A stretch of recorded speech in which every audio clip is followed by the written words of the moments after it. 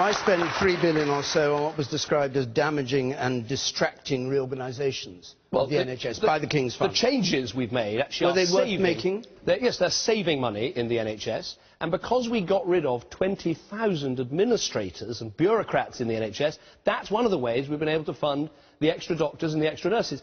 Again, I don't want to hark on about what I inherited, but when I became Prime Minister, the growth in the number of bureaucrats was going up 4 times as fast as the number of nurses. Well, I make the point because it's been a recovery job. That's the point. And the NHS is stronger today than it was 5 years ago. OK. You, sir, up there, on the NHS, if you would. Yes, sir.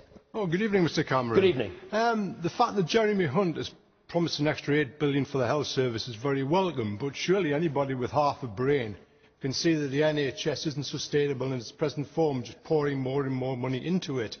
What are your thoughts on that? Well, how do you mean? That it needs more money? Well, you can't just keep pouring more and more money. We already put a sixth of GDP into the health service, don't we? You can't keep putting more and more money into it. It's very dangerous in elections to disagree with people, but I don't agree with you, sir. I actually think... Well, you're wrong. Well, okay. I should be there. I should be there.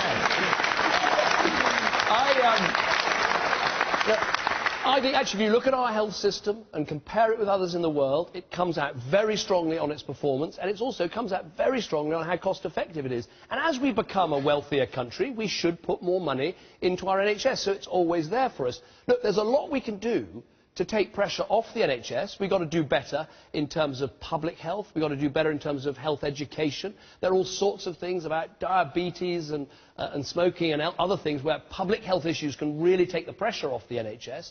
But I'm a profound believer that our model is the right one, and as long as I'm Prime Minister, it will be free at the point of use, available to all on the basis of need, and we will go on putting the money it needs into it, not least because we have taken the difficult decisions elsewhere that some people have been talking about tonight.